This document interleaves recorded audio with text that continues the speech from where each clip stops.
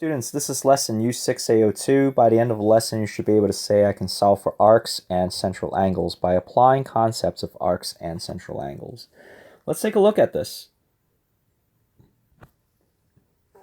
So one of the ideas that you need to have in order to be successful in the problem sets that you will encounter for this lesson is this idea. And it's really not that big of a deal, because this is something that we've been applying throughout this problem-solving process for the previous lesson as well as for the previous assignment, and that is the angle, the central angle, corresponds directly with the angle of the arc. So we have that understanding already. The central angle will be equivalent to the angle of the arc. So we can talk about the angle measure in degrees as well as the angle measure in radians. It doesn't matter. But the idea is the central angle here is equivalent to the angle of the arc. The next idea is, and this one here does require a little bit of reminding, okay, when we are problem solving. And this one here maybe perhaps is not that intuitive. So let's take a look at this. This is saying that congruent central angles intercept congruent arcs. And congruent arcs are intercepted by congruent central angles.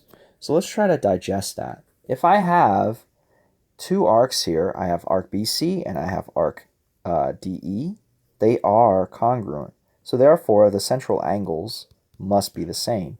This is a direct corollary of the idea that's presented up top here. So one more time, if I have two central angles that are the same, therefore I will have two arcs that are going to be of the same angle measure.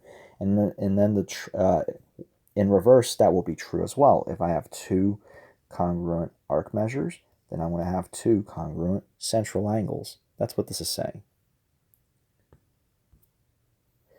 All right, so with that said, let's try to solve the problem here.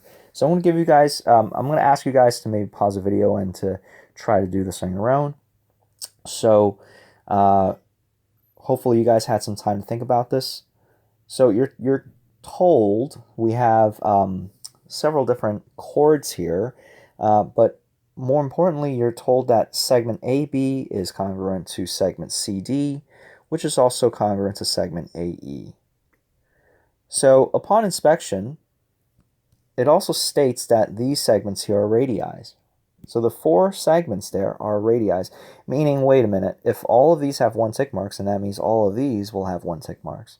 And if all of them have 1 tick marks, then that means triangle ABE and triangle CDE must be equilateral triangles. And these two triangles are therefore congruent.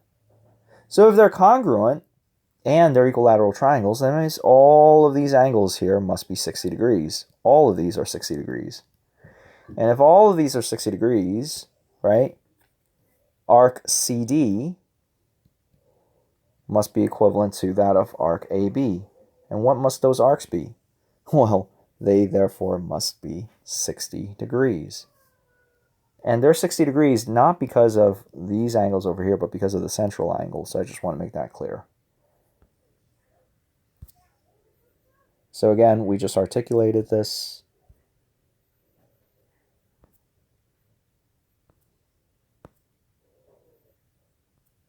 All right. Pause the video again to see if you can try to figure out what is angle AED and what is angle AEC here. Hopefully you guys had some time to think about this. And so let's take a look.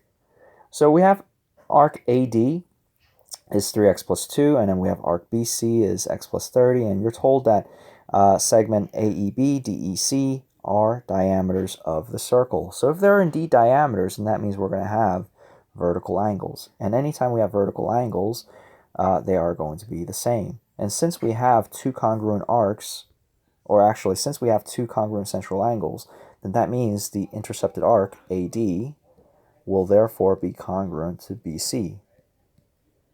So therefore we have 3x plus 10 is equal to x plus 30.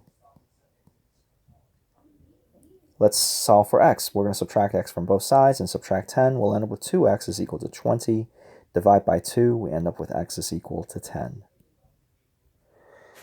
we're out to find out what is angle AED. So if x is equal to 10, then that means angle AED must be, and again, it's equivalent to arc AB. So therefore, this is 3 times 10 plus 10, which is 40 degrees. And the same thing could be said about AEC. Oh, I'm sorry. The same cannot be said about AEC. What am I doing?